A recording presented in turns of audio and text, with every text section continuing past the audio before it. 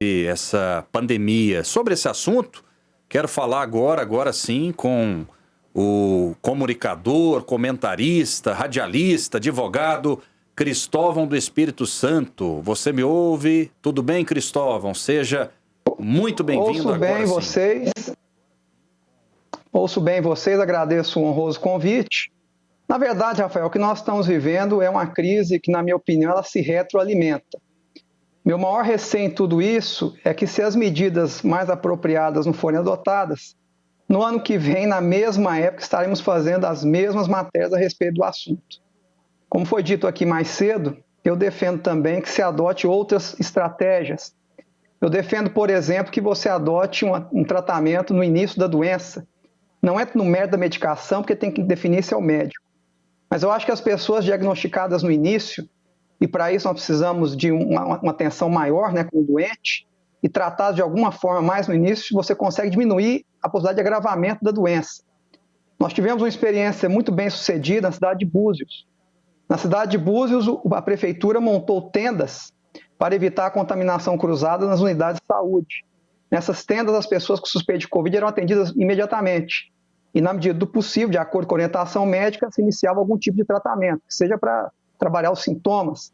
Mas nós temos que começar a repensar as estratégias. Eu entendo que o lockdown, essa medida que muitos governos adotam, não só no Brasil, mas no exterior, é uma medida que, infelizmente, ela pode agravar o quadro. Nós temos um estudo da Universidade Federal de Pernambuco, Bruno Campelo, salvo engano, é o autor desse estudo, professor da Federal de Pernambuco, em que ele afirma que a Covid, quando é tratada com lockdown como estratégia de impedimento que a doença avance, ela causa um aumento de 10% nos próprios casos, né, da doença e agravamento dos óbitos. Então, eu entendo que esse é um caminho, infelizmente, ele aparenta ser algo que está sendo feito, né? O governo dá a impressão que está fazendo algo a respeito, mas na prática pode agravar a situação. Então, eu acho que uma terceira via se faz necessária. Eu acho que diagnosticar já no início a doença, o quanto antes, começar algum tipo de medicação, algum tipo de tratamento, isso aí o médico tem que definir e tem que ter liberdade para isso. Eu acho que só dessa maneira vamos conseguir combater essa doença. Vacina é importante, mas nós sabemos que há uma escassez no mundo, há uma dificuldade, e talvez não tenhamos ela no tempo hábil que necessitamos. Agora, fechar o comércio é uma inviabilidade, é a segunda vez que se faz isso, em um ano. E a tendência é agravar a situação econômica. Há um outro estudo também importante, que afirma que cada percentual na taxa de desemprego nacional equivale a 30 mil óbitos. Então, se eu tenho, por exemplo, 5% a mais na taxa de desemprego, eu tenho 150 mil óbitos. Essas vidas também são importantes. Portanto, eu entendo que essa ferramenta de fechamento de comércio, conhecida como lockdown, ela tem que ser abandonada e outras estratégias vão ser observadas. Muito bem, Cristóvão do Espírito Santo, estava com saudade aí do colega, do amigo, muito bom falar com você a respeito desse assunto.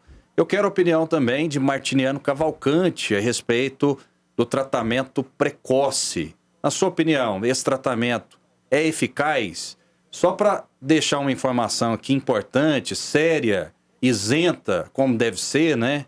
Para a gente não entrar na falta de capacidade de raciocínio de muita gente em relação a esse assunto, existem estudos científicos que comprovam a eficácia do tratamento precoce e outros questionamentos científicos questionando essa eficácia. Então, é uma questão da ciência científica, não dá para a gente bater o martelo a respeito da eficácia ou não. A gente tem que deixar esse assunto para os cientistas. Martiniano Cavalcante.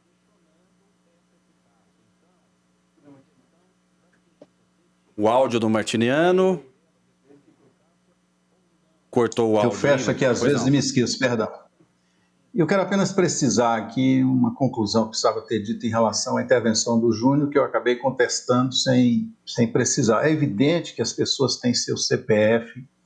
O que eu quis atribuir aqui é que o gestor público ele responde por uma série de outros requisitos que atestam a sua honestidade, não apenas a sua honestidade pessoal. Eu citei um deles aqui, a prevaricação diante de um crime perceptível. E não respondi à época daquela pergunta diretamente sobre Bolsonaro, porque o assunto foi para longe. O CEO da rachadinha é o Queiroz, que trabalhou no gabinete do Bolsonaro. A menina lá da cidade do Rio de Janeiro, da lanchonete que trabalhava no gabinete do Bolsonaro e outros cruzamentos. Não houve essas investigações, infelizmente. Sobre o problema aqui, me parece que é antes do precoce.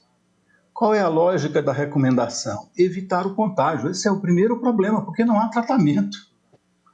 Evitar o contágio se faz como, minha gente? Com um processo eficiente, agressivo, permanente de testagem e isolamento daqueles que estão contaminados. Quando o contágio chegou a um nível já comunitário, que é o que se diz aí, e elevado, aí é preciso fechar aquele local. Mas efetivamente tem razão aqueles que dizem que o lockdown não resolve tudo. Na situação que nós estamos no Brasil, o que o lockdown faz? O lockdown, essas interrupções de funcionamento, na verdade nós não tivemos lockdown no Brasil, né? O que ele faz? Ele condiciona a taxa de morte à capacidade dos leitos hospitalares. E como se isso fosse administrável, que é uma questão ética que nós precisamos discutir na sociedade brasileira. É aceitável 1.000 mortes por dia? 700 mortes por dia? Nós estamos dispostos a isso? É aceitável uma crise econômica prolongada, como disse muito bem o Cristóvão, que pode se projetar para mais 1 ano, 2 anos? Eu acredito que nada disso é aceitável. Então, é preciso que a gente avalie quais são as medidas necessárias nesse ponto em que nós estamos. Primeiro, é preciso socorrer quem está sendo penalizado por essas medidas emergenciais. É preciso arranjar orçamento para isso. Não podemos estabelecer aqui a chantagem da rolagem da dívida pública e do controle do mercado financeiro sobre o orçamento público. Precisa de dinheiro para o SUS, precisa de dinheiro para pagar a folha de pagamento. Talvez tenha um grande empresário aqui do comércio em Goiânia que dê conta de pagar a sua folha. Mas e o companheiro que tem uma pequena padaria? O camarada que tem uma pequena ferragista? Como é que ele vai pagar a sua folha? Houve política, e aliás foi uma das políticas bem-sucedidas do governo em relação a esse problema, foi essa política de complementação com seguro-desemprego e fundos públicos, complementação do salário. Essas medidas precisam ser adotadas. Martiniano, deixa eu te fazer por isso que eu digo aqui que é preciso unificar os governadores. O que é lamentável, o que é lamentável é quando nós vemos assim, olha, eu não vou tomar essas medidas porque são absurdas, na boca de um presidente da República, e levanta a caixinha da cloroquina. O assunto isso aqui resolve. Precoce, esse tipo Martiniano. de conduta não dá.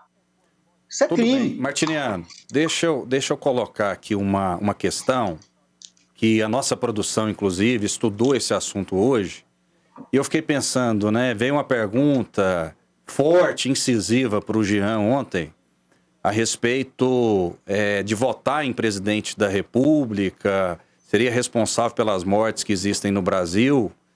Seguindo essa lógica, né, a gente pode chegar à conclusão que, então, só morre gente que votou no presidente Jair Bolsonaro, porque essas outras pessoas estão prevenidas, o vírus não as atinge.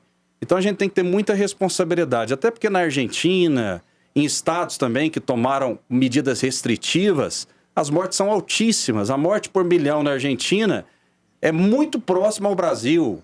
Então tem muitos países de primeiro mundo, governos progressistas, que estão sofrendo muito mais do que a gente.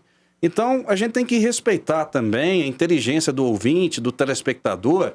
Eu queria que o Cristóvão do Espírito Santo falasse um pouco sobre isso. Pois não, Jean? Não, rapidamente, eu quero dizer também que não é verdade que o Queiroz não foi investigado. Ele foi preso, ficou muito tempo preso e, no momento, ele está em prisão domiciliar. Ele foi investigado de todas as formas e não foi encontrado nenhuma ligação dele com o presidente da República, apenas com o filho, o Flávio Bolsonaro, que, se for culpado, deve pagar pelos erros. Vamos com tratamento precoce aqui. O comentário do Cristóvão do Espírito Santo. Pois não, Cristóvão? Eu queria só acrescentar o seguinte, Rafael. Eu acho que ninguém tem a fórmula mágica para esse problema. Eu não tenho a pretensão de ter essa fórmula. Eu entendo que é uma doença séria, grave.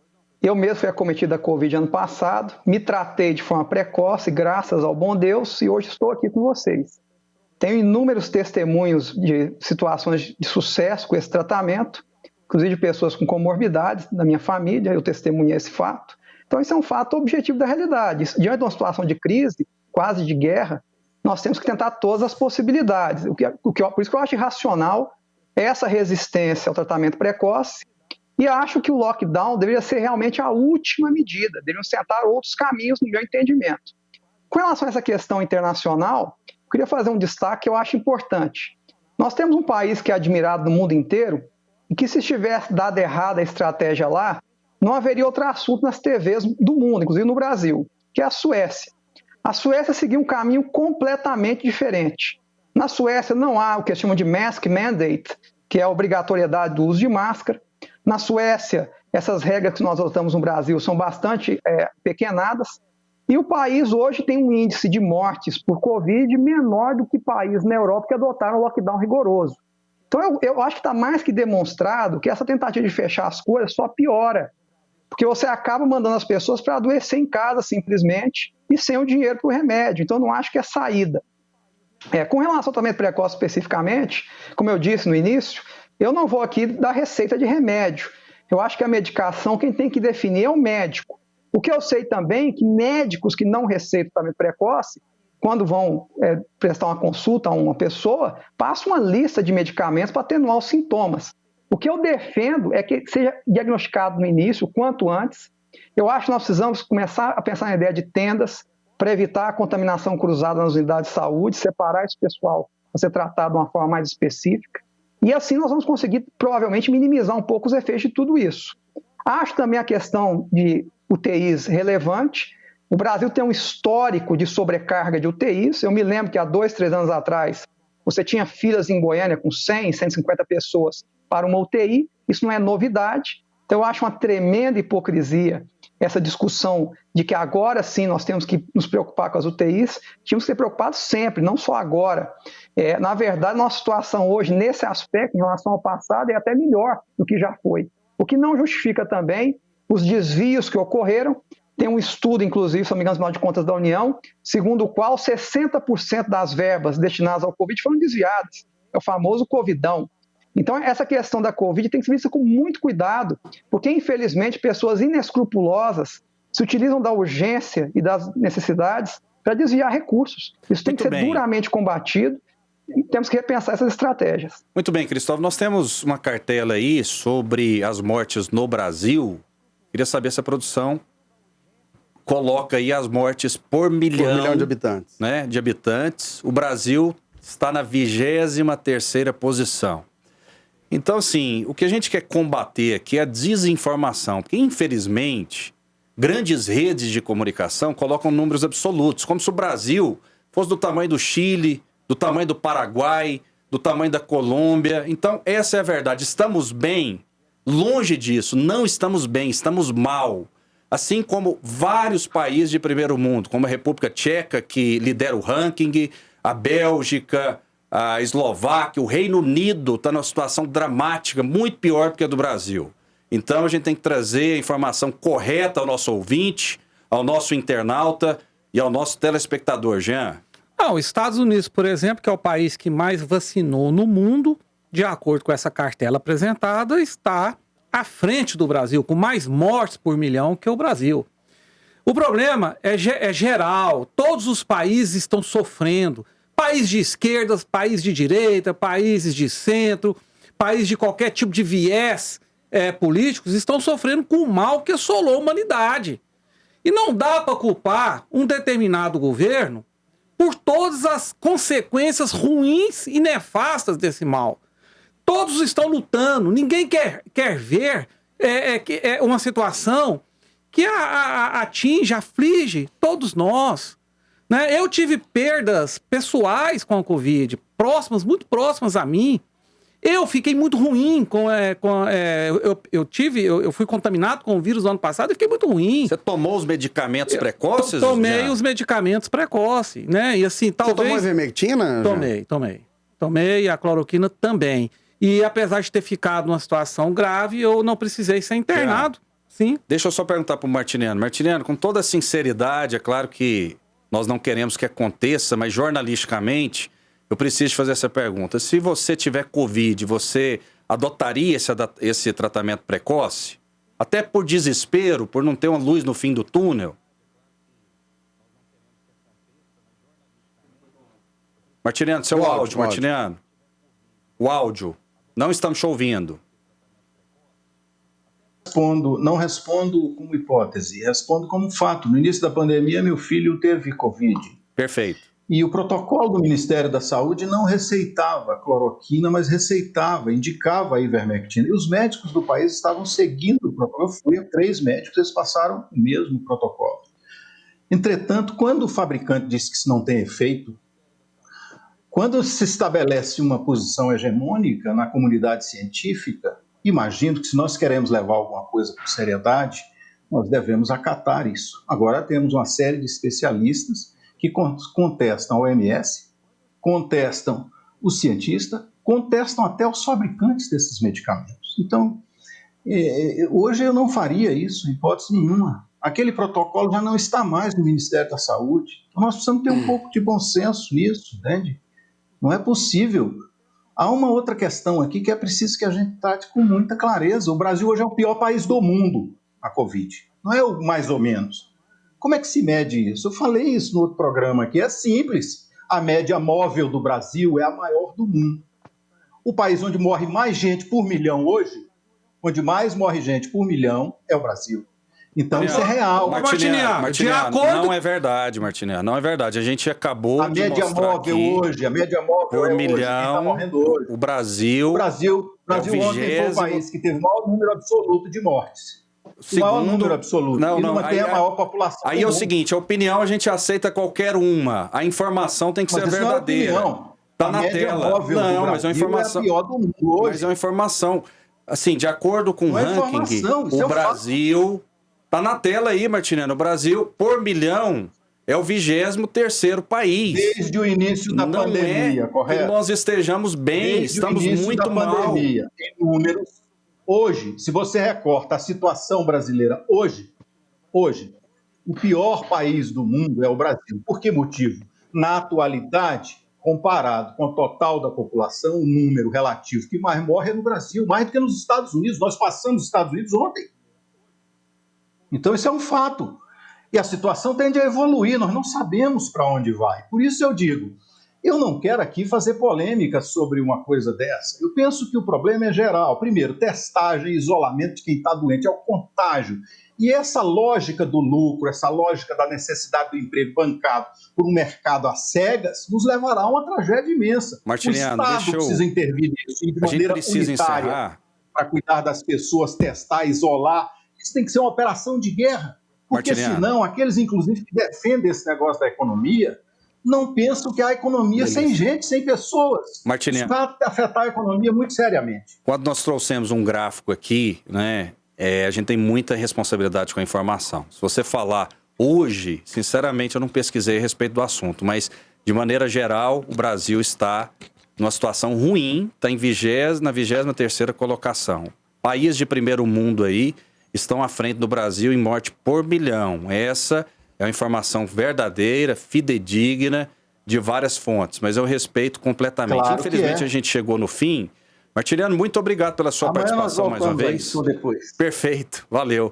Reginaldo Júnior, muito obrigado pela participação. Rafael, uma alegria participar do programa. Amanhã nós vamos ter aqui o presidente da CMTC, o Murilo.